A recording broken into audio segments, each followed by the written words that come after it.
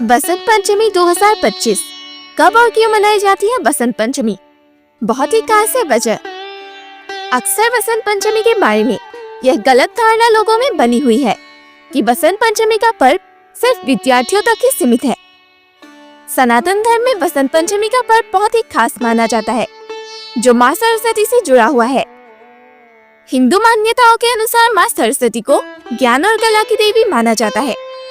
साथ ही यह भी माना जाता है कि इस दिन माँ सरस्वती की सच्चे मन से साधक को पूजा अर्चना करने से ज्ञान और बुद्धि की प्राप्ति होती है। बसंत पंचमी का दिन माँ सरस्वती के लिए समर्पित माना जाता है। यदि आप इस दिन पर माँ सरस्वती की विधिवत रूप से पूजा अर्चना करते हैं, तो इससे आपको शिक्षा और कला के क्षेत्र में अपार सफलता मिल सकती है।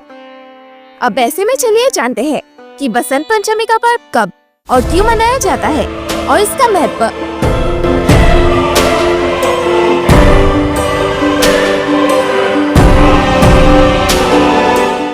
इस साल कब है बसंत पंचमी? हिंदू पंचांग के अनुसार हर साल माघ महीने के शुक्ल पक्ष की पंचमी तिथि पर बसंत पंचमी का पर्व मनाया जाता है।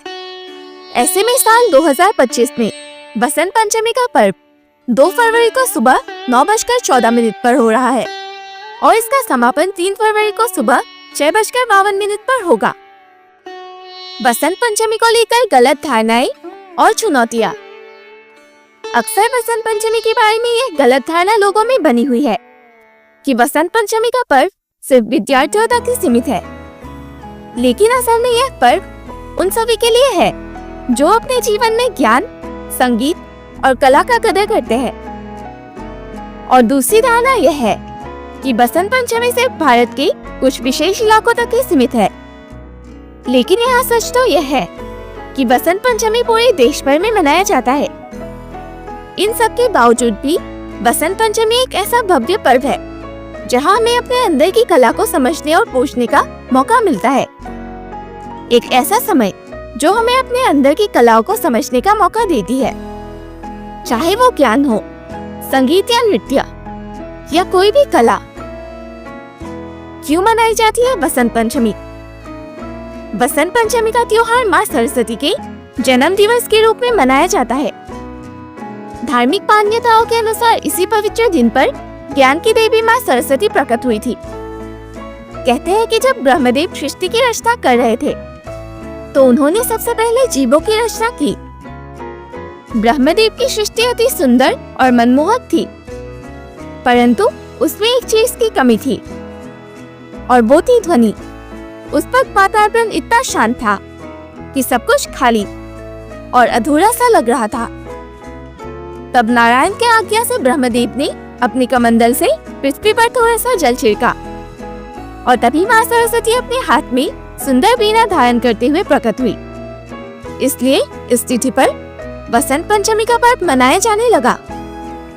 साथ ही बसंत पंचमी का पर्व 6 ऋतुओं में से एक बसंत ऋतु के आगमन के रूप में भी मनाया जाता है। बसंत को ऋतुराज यानी सभी ऋतुओं का राजा कहा जाता है, क्योंकि इस ऋतु में ना तो ज्यादा ठंड और ना ही ज्यादा गर्मी होती है। इस समय मौसम बहुत ही सुहाना होता है। बसंत पंचमी के रिचुअल्स। बसंत पंचमी के दिन लड़कियां अक्सर साड़ी पहनती है। इस दिन विशेषकर खिचड़ी और खीर बनाया जाता है। लोग एक साथ इकट्ठे होते हैं और माँ सरस्वती की विधि विधान से पूजा कर उनका आशीर्वाद लेते हैं।